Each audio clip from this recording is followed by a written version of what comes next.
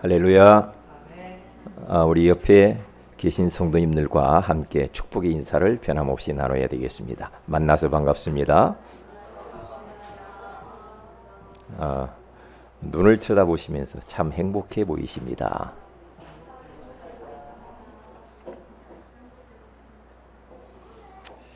복음으로 사람을 살리는 주역이 됩시다. 인사를 합시다.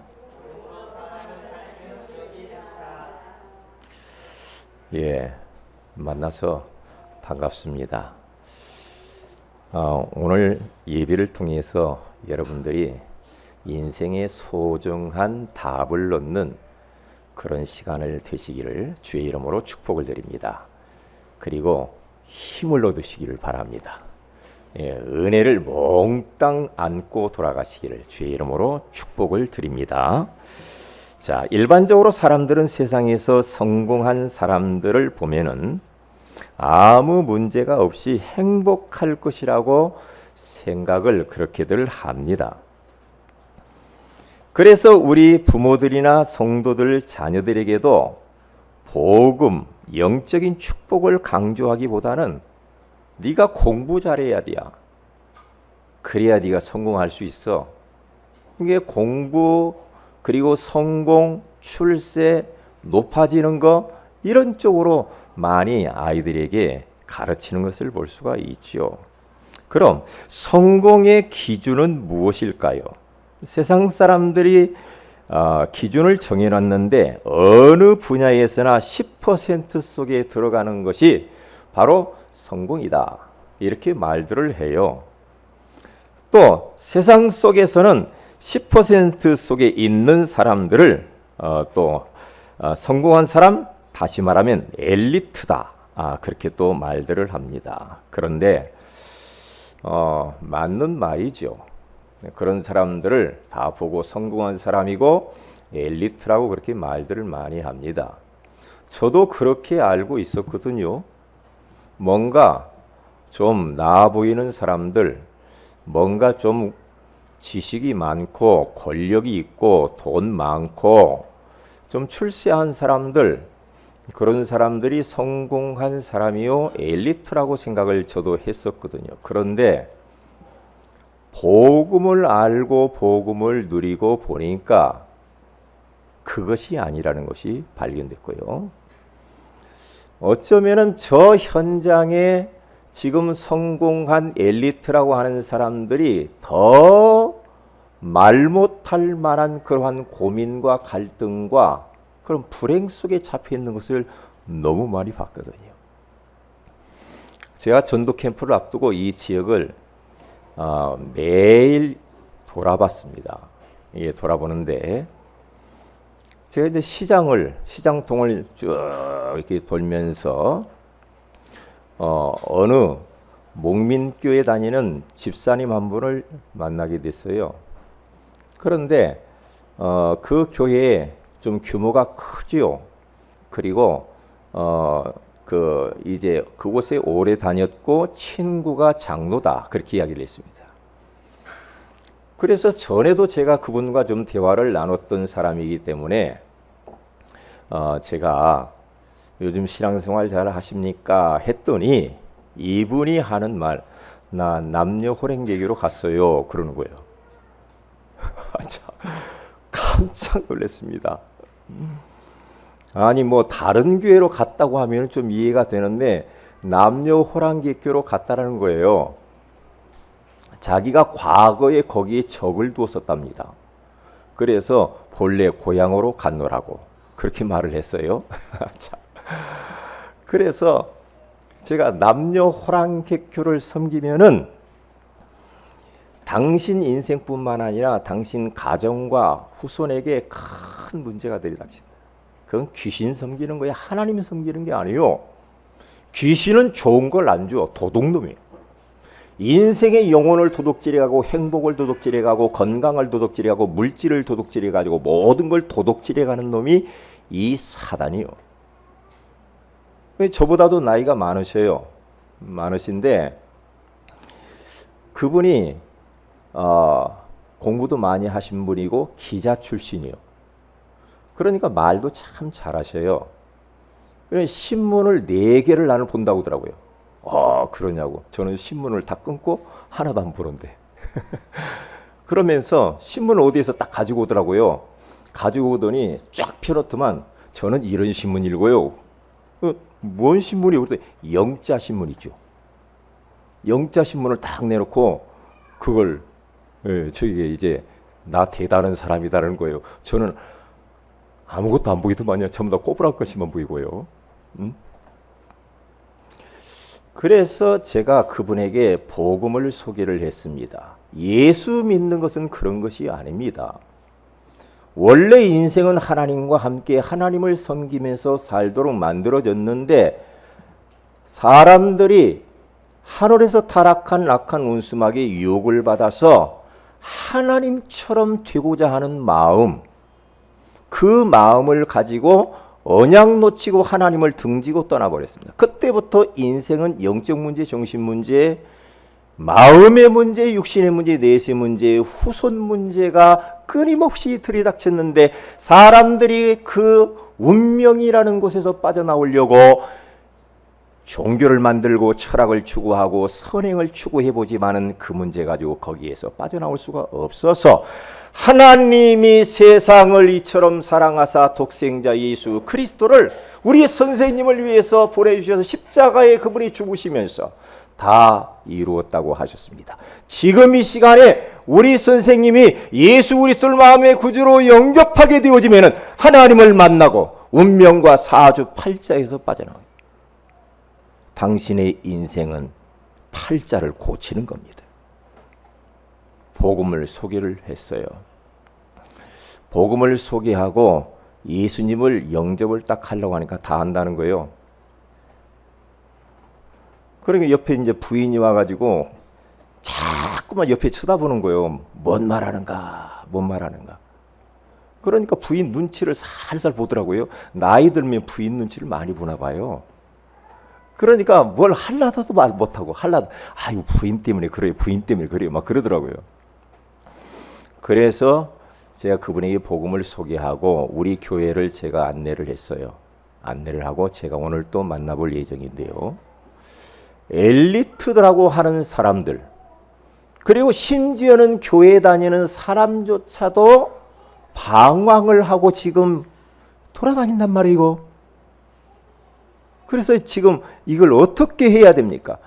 저는 현장에 다니면서 많은 이런저런 사람들을 만났습니다. 만나보면 만나볼수록 제가 깨닫는 거 하나가 있습니다. 뭐냐? 다 있는데 하나가 없구나. 복음, 생명. 이거 하나가 없구나. 그래서 저들의 인생이 많이 가졌음에도 허무하고 허탈하고 무기력하고 방황을 하는구나. 이걸 깨닫게 됐어요.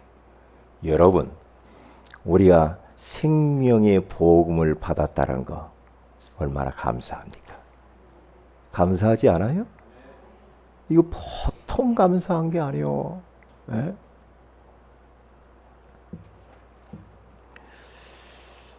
그래서 저는 오늘 설교 제목을 어떻게 잡아봤느냐 하면은 엘리트들에게 더 필요한 복음. 그래서 모든 사람에게 복음이 필요하지만은 성공했다라고 하는 그 사람들에게 더 복음이 필요하구나. 왜냐? 그 사람들이 잘못되니까 주변 사람들이 힘들어져. 왜? 영향력이 너무 커요. 대통령 한 사람이 흔들리면서 사탄에 속아가지고 잘못된 결정들을 하니까요. 온 국민이 힘들잖아요. 에? 지위가 있고 권력이 있는 이 엘리트라고 성공했다는 사람들이 한 번 잘못 결정하고 잘못된 것을 모든 것을 판단을 해버리면 주위에 있는 사람들이 너무 고생을 해요. 고생한다는 게 영향을 엄청 미치요. 제가 다음에 이따 좀 두째 스테이지에서 이야기하겠지만은 사회 그리고 우리 후손들에게 악 영향을 미친단 말이에요. 그래서 오늘 성경 본문에 우리가 니고데모라는 사람을 한번 좀 추적하면서 은혜를 받으려고 하는데요. 니고데모라고 하는 사람은 그때의 그 당시에 성공한 엘리트 중에 엘리트기였습니다. 다시 말하면 사내들인 공회원, 국회의원이었어요. 그래서 어떤 이 성경 공부 교재, 아주 그 교재를 제가 예전에 이렇게 공부했던 그 교재가 있었는데요. 그 교재 타이틀에서 이 니고데모를 어떻게 표현을 했느냐면은 석학 니고데모, 그렇게 말을 했어요. 너무나 많은 지식과 그리고 명예와 권력과 부와 인격과 모든 걸 두루두루 다 갖춘 이 니고데모입니다. 그런데 요 사람이 사람들의 눈을 피해 가지고 한밤중에 청년 예수께 찾아와요. 제가 볼 때는 니고데모 씨가 더 나이가 많이 들었던 것 같아, 예수님보다. 그런데 이 예수님의 행적을 딱 보니까요, 예수님이 우리 요한복음 2장에 가서 보면 가나 혼인잔치에 들어가서 물이 포도주로 변하게 만드는 역사를 일으켜요. 그리고 나다네일이라고 하는 사람의 모든 형편과 처지를 그곳에 없었는데도 보았다라고 하면서 예수님이 하나님이시란, 그리스도란 증거를 이렇게 많은 표적을 보였어요. 그러니까 니고데모는 너무너무 궁금한 거예요. 뭐가 궁금해요? 도대체 이 예수가 누구냐 이 말이에요.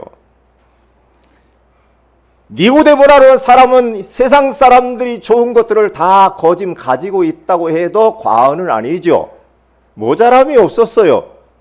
그런데 쭉 3장, 오늘 요한복음 3장 1절에서 15절 쭉 보니까 니고데모라고 하는 이 사람은 굉장히 나름대로 고민이 많았던 것 같아요. 영적인 거, 인생이 뭐냐 말이야. 바리새인임에도 불구하고 인생의 답을 못 찾았어. 인생의 근본적인 문제와 그 영원한 문제, 거듭남의 문제, 영적인 사실, 이런 부분에 대해서 좀 더 알고 싶어가지고 이것 때문에 고민을 하다가 예수님을 찾아왔어. 그 니고데모와 예수님이 나눈 대화를 우리가 한번 쭉 살펴보면서 함께 은혜를 한번 나눠보기를 원합니다. 자, 보세요. 첫째로, 엘리트들에게 복음이 더 필요한 이유가 도대체 무엇이냐 이 말이에요. 엘리트들도 인생의 근본 문제 12가지에 걸려 죽어가고 있기 때문에 그렇습니다. 엘리트들을 살려야 됩니다. 저 사람들은 얼마나 자기중심적으로, 물질중심, 세상 중심적으로 얼마나 앞만 보고 달려갔던 사람들인지 몰라요. 엘리트들의 특징이 그렇잖아요. 남들보다 좀 더 많이 배우고 많이 가지고 살아왔기 때문에 그들은 자존심도 강합니다. 고집도 셉니다. 남의 말 듣기 싫어합니다. 요 사람들은 앞에 위와 아래와 그리고 옆에 있는 사람들을 별나 돌아볼 겨를도 없어요. 왜냐? 성공이라는 목표만을 향하여 달려왔기 때문에. 그래서 밑바닥 인생을 몰라. 보세요. 요즘 나름대로 정치인들 보세요. 참 밑바닥에 있는 사람들의 그 아픈 현실을 잘 모릅니다. 모르니까 막 말을 함부로 하잖아요. 함부로 해요. 어느 분을 예전에 제가 만났는데요. 나름대로 그분도 엘리트 코스로서 참 이렇게 교회 안에서 자랐던 사람인데요. 결국에는 복음 하나 딱 모르고 교회를 다녔는데 무너져 버리더라고요. 무너져 버렸어. 무너져 가지고 막 방황을 하면 갈등을 하더라고요. 응? 그걸 보면서 너무 안타까운 거 있죠. 이 주변에 교회가 많은데 정말 기독교인들에게 복음 전해야 되는 그런 생각이 많이 들어요. 이렇게 말하면 싫어하겠죠? 싫어하겠잖아요. 네? 그래서 요 사람들은 보세요. 돈, 명예, 권력, 지위를 가지려고 난리를 피우고 있습니다. 저는 가끔 이런 생각을 해봅니다. 우리 성도들이 앞으로 지금도 잘 살지만 보다 더 나은 삶을 살면 뭐 큰 사업을 한다거나 지위를 얻거나 권력을 딱 가지면 복음적으로 하시면 돼요. 예수님의 방법대로 하면 돼요. 저는 막 대기업들 있잖아요. 대기업 막 그 회장들. 그 정도 가졌으면 되잖아요. 그렇죠. 그 정도 가졌으면 평생 먹고 살 텐데 어떤 분은 나에게 한 5억만 있으면 내가 평생 그거 먹고 살 텐데 그러더만. 그런데 뭐 몇백억을 가지고 있는데도 양이 안 차. 양이 안 차. 그래가지고 눈독을 들여가지고요. 소규모 골목 상권에 있는 그런 그 어떤 그 사업들을 막 파고 들어가가지고 거기에서 막 크게 만들어가지고 물건값을 막 싸게 하면서 골목 상권에 있는 그런 어려운 상인들을 힘들게 하는 것들을 봤거든요. 예. 저는 좀 그런 거 안 했으면 좋겠다 그런 생각이 많이 들어요. 예? 그런 생각. 그리고 뭡니까? 이 직장 생활 하는데 월급을 굉장히 많이 받는 분들이 있더라고요. 에? 뭘 조금 했다고 해가지고요. 뭐 대기업 거기 보면요. 그 임직원들 보면요. 월급이요. 이런 평사원보다도 몇십 배를 막 더 받더라고요. 이야, 뭐 1억도 아니야. 몇십억, 50억, 100억. 이야, 참. 나는 그걸 보면서 아니 저런 사람들 좀 다 내놓고 좀 같이 직원들끼리 다 같이 나눠 쓰고 조금만 더 가졌으면 좋겠어. 조금만 더 갖고 저 비정규직 있잖아요. 그런 사람들 다 정규직화 시켜가지고 이렇게 다 고루고루 좀 잘 살면 어떨까? 너무나 금수저들이 자기밖에 몰라. 우리는 다이아몬드 수저인데 하나님 자녀니까. 그리고 제가 대통령 되면 대통령 될 수가 없죠. 세금 내는 거 있잖아요. 세금을 돈 많이 받는 사람은 많이 걷어야 돼요. 그리고 없는 사람은 좀 적게 내고 세금 내지 말라고 해야 돼요. 좀 그렇게 하면은 얼마나 좋을까 말이요. 그런데 이게 부자들을 더 세금을 더 깎아주래? 그것 보고 요즘 말하는 부자 감세야. 그런 용어 들어봤어요? 그러면 안 된다 이 말이에요. 내 말은. 왜? 그건 성경적이지 않아. 성경적이지 않아. 에? 그러면서 막 비정규직한테 막 아픔과 그런 막 서름과 막말을 하고 치킨집 사장님이 막 이상한 짓 하고 막 종업원 때리고 막 이게 막 저는 제 마음에 복음 몰랐을 때는요 이게 의분이 강해요. 의분. 그래서 조금 바른 말을 옛날에 했어. 바른 말. 화가 날 때가 있어요. 근데 복음 알고 나니까 아이고 그분도 참 돈으로라도 그렇게 인생 재밌게 살라고 하는가 보다 그렇게 생각하지요. 그런데 성경 사도행전 2장 43절에서 47절에 가서 보면은 예수 믿는 사람들이 다 지금 공동체를 이루어 가지고 지금 마가다락방 현장에 딱 모였는데요. 모이다 보니까 가난한 사람, 부족한 사람들 막 있고 그리고 돈이 많은 사람도 같이 다 모였어요. 모이니까 어떻게 되니까 너무 먹을 것이 없잖아요. 없는 사람은 가난하니까. 그러니까 어떻게 해요? 돈 있는 사람들이 자기가 가지고 있는 재산을 다 땅 팔아가지고 교회에다가 딱 내놓고 다 내놓고 각 사람의 필요를 따라서 다 나누어 가졌다고 그랬어요. 그래서 물건을 네 것 내 것이 없이 유무상통했다. 네 것 내 것 없이 그렇게 초대교회가 그렇게 출발을 하는 걸 봐요. 얼마나 참 아름답습니까? 그래 안 그래요? 여러분, 나는 너무나 돈이 많다. 그런 분 있어요? 예? 나는 너무 좋은 것이 많아. 그러면 가지고 오세요. 교회 가지고 와요. 아셨어요? 나는 필요 없는데 너무 좋아. 너무 좋은 것이 있어. 저분이 썼으면 좋겠어. 가지고 오라니까요. 자동차가 있는데 너무 좋아. 그리고 자동차 가지고 와요. 돈이 내가 쓸 데가 없다. 돈 갖고 와요. 그러면 없는 사람 나눠주면 돼요. 할렐루야. 왜 대답을 안 해요? 제가 이 이야기를 1995년도에 청년들한테 이야기를 했어요. 1995년도. 이야기를 했더니요. 어떤 50만 원을 갖고 왔더라고요. 50만 원. 없는 사람 주라고. 그래서 없는 사람 줬어요. 이야, 그게 천국 공동체야. 천국 공동체. 우리 교회 성도 중에 밥 없어가지고 굶는다. 그런 사람이 있으면요. 여러분 책임이고 제 책임이요. 밥 없이 굶고 있는 사람이 있으면 안 돼. 우리 교회 안에. 다 밥 먹어야 돼. 그래 안 그래요? 그렇잖아요. 그게 복음이지.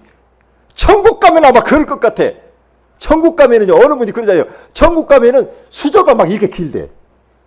수저가 이렇게 길어. 길어가지고 수저로 자기 입에다 자기 밥을 못 넣는디야. 옆에도 떠줘야 돼. 이렇게 떠주래. 네? 아, 우리 교회가 이런 천국 공동체가 되었으면 참 좋겠습니다. 그래서 지금 사람들은요, 이렇게 물질 중심, 성공 중심, 자기 중심적으로 막 달려갑니다. 그거 가지면 더 행복할 줄 알아. 그런데 그렇지 않거든요. 그들은 사주팔자 운명에 묶여서 사탄이 만들어 놓은 세상 문화를 막 즐깁니다. 그러다 보니까 자신들에게 점점 나이가 들면 들수록 문제들이 막 밀려옵니다. 그래요. 처음에는 몰라요. 나이가 들어가면 갈수록 막 문제가 막 끊임없이 들이닥칩니다. 도리로 해결되지 않는 문제. 지식과 명예로 고상한 인격으로 해결되지 않는 문제들이 들이닥치게 되는 겁니다. 응? 그러니까 어떻게 됩니까? 사람들이 막 불안하고 두려우니까 무속과 점술과 우상을 막 의지해 봅니다. 그걸 의지한다고 되는 게 아니죠. 그 사람들은 지금 영적 문제 가운데 걸려가지고 정신과 마음과 그리고 육신, 삶, 내세, 후소, 훈세, 후소 문제 가운데 지금 사람들이 걸려가지고요. 너무 고생을 많이 하고 있다 이 말이에요. 예. 왜 엘리트들에게 복음이 더 필요한가? 두 번째로, 엘리트들은 자신의 문제를 숨기고 절대로 드러내지 않아 더 심각해지고 있기 때문에 그렇습니다. 그러니까 니고데모라고 하는 이 사람도요, 계속 꿍꿍 앓면서 숨기고 있다가 예수님 앞에 가서 자기의 본 진심을 이야기를 하는 거예요. 엘리트들이요, 자존심 강합니다. 말 안 합니다. 꿍꿍합니다. 그래서 내가 내 주변에 엘리트만한 사람이 누가 있는가 봤더니 그런 사람 보이더라고요. 이야, 그런 사람이 복음 줘야 되겠다. 에? 복음 줘야 되겠다. 그런 생각을 했어요. 에? 그래 보세요. 이제 이 니고데모라는 사람이 예수님에게 찾아와가지고 물어봅니다. 오늘 성경 3절에 가서 보니까 2절에 가서 보면 이렇게 말하죠. 그가 밤에 예수께 와서 이르되 랍비여, 우리가 당신은 하나님께로부터 오신 선생인 줄 아나이다. 하나님이 함께 하시지 아니하시면 당신이 행하시는 이 표적을 아무도 할 수 없음이니이다. 니고데모 예수님 앞에 이런 표적을 보이신 이 예수님, 도대체 당신은 누굽니까? 예수님께서 근원적인 말을 합니다. 3절에 이렇게 말하죠. 예수께서 대답하여 이르시되 진실로 진실로 내게 이르노니 사람이 거듭나지 아니하면 하나님 나라를 볼 수 없느니라. 네가 거듭나야 돼. 이 인간의 본질적인 문제를 건든 겁니다. 네가 바리새인이고 하나님을 섬겼지만은 그것 가지고는 네가 구원받지 못하는 거야. 그래 거듭난다는 말을 딱 들으니까 니고데모가 덜컥 아니 어떻게 내가 엄마 뱃속으로 들어가 가지고 다시 또 날 수 있습니까? 우리 예수님은 영적인 이야기를 하는데 니고데모는 육으로 받아들였어요. 육으로. 그때 예수님께서 뭐라고 말합니까? 진실로 진실로 내게 이르노니 사람이 물과 성령으로 나지 아니하면 하나님의 나라에 들어갈 수 없느니라. 하나님 나라에 들어갈 수 없다. 이 말, 물과 성령으로 거듭나요. 다시 말하면 하나님의 말씀과 성령의 감동하심으로 말미암아서 사람이 거듭난다, 중생한다, 새로 태어난다. 이런 말이거든요. 네? 거듭난다. 그러니까 우리가 오늘 또 전도 캠프 현장에 나가서 사람들이 복음의 말씀을 전달해 봐야 됩니다. 왜냐? 말씀으로 거듭나야 되니까. 복음의 말씀을 증거해 보면 그때 하나님의 성령께서 감동하실 거예요. 감동하심을 주어야 사람의 마음의 문이 열리고 그 사람이 예수님 모시고 구원을 받게 되어지죠. 그래서 우리 예수님께서는 가장 중요한 이 말씀을 이야기를 한 겁니다. 그는 육신적으로는 전혀 부족하거나 모자람이 없었음에도 불구하고 그는 인생의 본질적인 문제에 대한 그 문제가 무엇이며 거기에 대한 해답이 무엇인지 고민이 있었다라는 것입니다. 그래서 우리들 또 질문을 던져야 됩니다. 어떤 질문? 인생이 뭐지? 한 번 정도는 좀 철학적인 질문을 해 봐야 돼요. 인생이 죽으면 어떻게 되지? 이런 질문들을 한번 던져봐야 됩니다. 사람이 어디에서 와서 무엇 때문에 삶이 어디로 가는 것이지? 라고 질문을 한번 던져봐야 됩니다. 그래서 답을 찾아요. 여기 석학 니고데모는 인생의 근원적인 문제와 거기에 대한 해답에 대한 질문을 하고 있는 겁니다. 그런데 예수님께서 거기에 대한 정확한 답을 딱 주는 거예요. 정확한. 예. 이병철이라고 하는 이 사람도요, 폐병으로 투병을 하면서 전에는 뭐 얼마 돈병철이라고 했으니까 돈이 엄청 많았죠. 그렇게 해서 영원히 살면 얼마나 좋겠어요. 그런데 그게 아니잖아. 젊을 때는 사람들이 몰라. 젊을 때는 사람들이 자기 건강의 소중함도 모르고 가족의 소중함도 모르고 그렇죠. 에? 뭐 사람들 관계도 뭐 소중한지 모르고 막 그냥 막 삽니다. 그런데 나이가 들어가 보면은 전부 다 그게 후회로 남지요. 내가 좀 더 가족들에게 잘했어야 되는데, 내가 좀 더 젊었을 때 건강을 지켰어야 되는데, 내가 좀 더 사회에서 인간관계를 잘 했어야 되는데 부질없이 내가 그렇게 살았구나. 그런 생각이 나이 들면 그런 생각이 듭니다. 그리고 죽음과 죽음 이후의 세계에 대해 생각을 많이 합니다. 24가지 이병철 회장이 질문한 것을 보니까 투병을 하면서 죽음 이후의 세계에 대해서 너무 궁금한 거야. 하나님의 존재에 대해서 너무 궁금한 거야. 성경이 너무 궁금한 거야. 종말이 있는가 없는가, 인생은 과연 죽어서 어디로 가느냐. 이러한 인간의 궁극적인 질문을 던졌어. 그런데 그 질문에 누가 답을 주는 사람이 없었다는 겁니다. 지금 사람들이요, 여기에 다 걸려 있거든요. 우리 겉만 보고 사람들 부러워하지 마세요. 엘리트를 보면서 부럽다 그렇게 생각하면 우리 전도 못합니다. 부럽기는 뭐가 부럽습니까? 하나님을 떠난 그 사람은 인생의 12가지 문제 속에 딱 걸려있는데, 예? 내세도 없이 이 땅의 것이 전부인 것 양 불나비처럼 방황하게 사는 인생들 말이에요. 인생들이 뭐 하루에 뭐 10끼를 먹습니까? 100끼를 먹습니까? 하루 세끼 먹는 건 다 똑같고, 요즘은 아침 안 잡수니까 2끼밖에 안 잡수잖아요. 정호진 아주사님 어저께 물어보니까 뭐 1끼밖에 안 잡술 때도 있다고. 그렇죠. 뭐가 그렇게 더 가지려고, 뭐가 그렇게 이 땅의 것에 목말라 합니까? 썩어질 것입니다. 그래서 솔로몬이라고 하는 사람은요, 이 땅에 있는 거 다 가져봤고 다 누려봤다 이 말이에요. 그는 전도서에서 이렇게 말합니다. 해 아래서 수고하는 모든 것들은 헛되고 헛되니 헛되고 헛되도다. 헛되다. 헛된 겁니다. 하나님 섬기고 하나님 소원을 위해서 살다가 제자와 후손 남기고 가는 것이 인생의 궁극적인 목적이요. 하나님 잘 섬기시기 바랍니다. 네? 그렇게 살아요. 저 석가라고 하는 이 사람도 왕자였지만은 끊임없이 자기 속에 인생의 본질적인 질문을 던진 거죠. 본질적인. 뭡니까? 생로병사. 사람이 왜 태어나서 늙고 병들고 왜 죽을까? 왕자 왕궁에서 부족함이 없죠. 그런데 그 환경이 석가의 마음에 차지 않았어. 그것이 그 자신을 행복하게 만들지 못했어.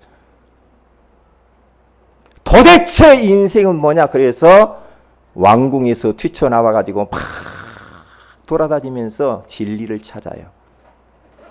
진리를 찾아서 도대체 인간이 뭐냐 말이에요. 찾아다니면서 막 도사들, 도인들하고 만나서 대화도 해보고 그래서 그렇게 철학자의 길을 갑니다. 보리스 나무 밑에서 6년 동안을 갔다가 거기서 돌을 닦아봤어요. 도대체 인생이 뭐냐 말이야. 그런데 답을 못 얻었어. 답을 못 얻었어. 응? 답은 그리스도인데. 수고하고 무거운 짐진 자들아 다 내게로 오라. 내가 너희를 쉬게 하리라. 요한복음 14장 6절 말씀. 예수 그리스도가 하나님 만나는 길입니다. 예수 그리스도만이 행복을 주는 길입니다. 예수 그리스도만이 인생에 만족을 주는 길입니다. 예수 그리스도만이 인생의 삶의 의미를 주는 길입니다. 예수 그리스도만이 영원한 생명을 얻는 길입니다. 영생을 얻지 못해버리면 인생 꽝이요.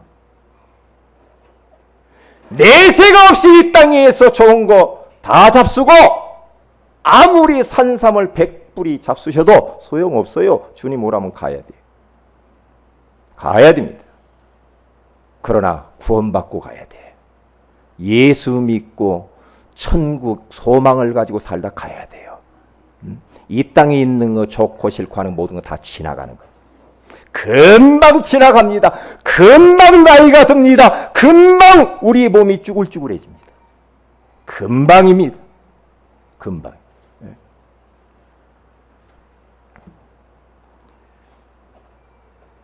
사도 바울이라고 하는 사람도 빌립보서 3장에 가서 보면은 그는 바리새인이요 가말리엘 문화생으로서 공부도 많이 하고 율법으로 흠이 없고 하나님을 뛰어나게 천재성을 가지고 섬겼던 바울이었어요.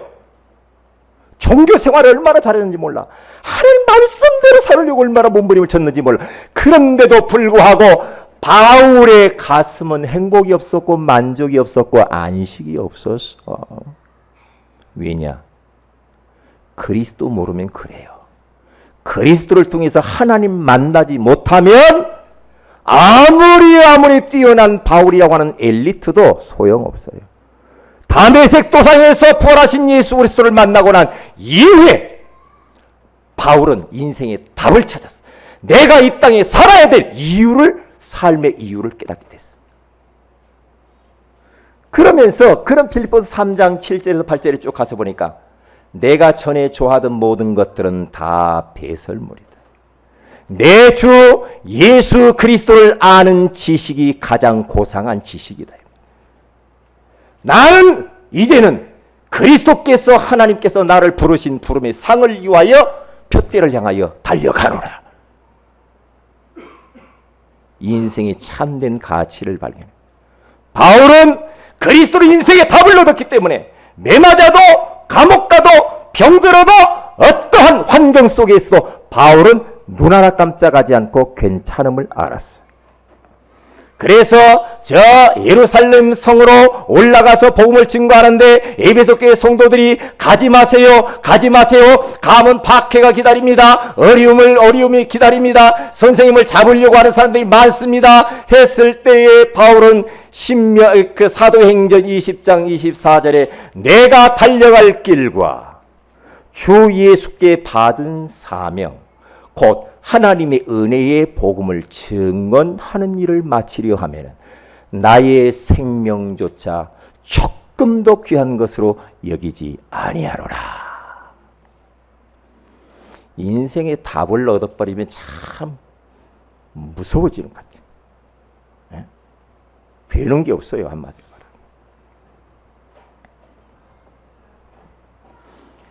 말하면. 에디오피아 내시라고 하는 이 사람도 예루살렘에 와가지고 예배를 드리고 가면서 뭔가 진리를 찾는 겁니다.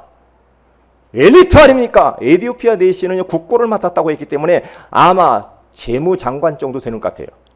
그런데 성경을 보는데 성경 이사야서를 읽는데 도무지 깨달아지지 않는 거예요. 그런데 희한하죠. 그렇게 갈급한 엘리트가 있다니까요. 빌립 집사님이 성령에 이끌려가지고 이 말씀을 깨닫느냐? 못 깨닫네. 그 장본인 주인공이 예수 그리스도. 그 예수 그리스도를 거기에서 만나고 믿고 난 이후에 에디오피아 이 내시는요 너무너무 행복한 거예요. 그렇구나. 그러면서 빌립 집사님과 물가로 내려가가지고 거기에서 침례를 받아요. 침례를 딱 받고 구원받아 자기 나라에 돌아가가지고 전도자로 일어서 버려요. 그래서 에디오피아라는 이 나라는요, 이 복음화율이 굉장히 높아요. 요 한 사람 엘리트 때문에, 요 사람.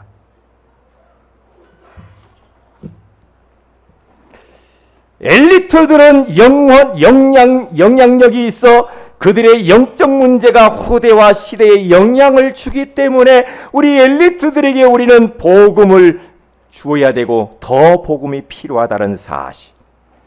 왜냐하면 사탄은 그리스도의 비밀을 모르는 정치인들과 권세자들을 통하여 역사합니다. 에베소 6장 12절에 가서 보니까 우리의 씨름은 혈과 육을 상대하는 것이 아니요 통치자들과 권세들과 이 어둠의 세강 주관자들과 하늘에 있는 악의 영들을 상대함이라. 한 사람 엘리트가 잘못돼 버리니까 많은 주변 사람들이 힘들어졌네. 그래서 빨리 엘리트에게 복음이 더 필요해. 우리 후대를 지키기 위해서라도. 그러니까 보세요. 우리 후대들은요, 선생님, 교수, 선배들, 그 사람들 영향을 그대로 받습니다. 그대로 받아요.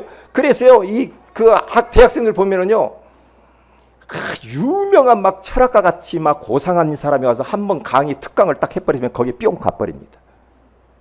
그래가지고 그거 빠져버려요. 네? 빠져버린다니까요. 그러니까 왜 대학 가가지고 잘못된 주체사상이 들어가가지고 왜 그래요? 그러니까 복음 하나 모르니까 이렇게 되는 거야. 복음 알면 간다는 문제인데. 시간이 많이 지났습니다. 그건 두 번째로 엘리트들에게 복음이 증거되려면 어떻게 합니까? 복음의 눈으로 세상을 볼 수 있는 엘리트가 있어야 돼요.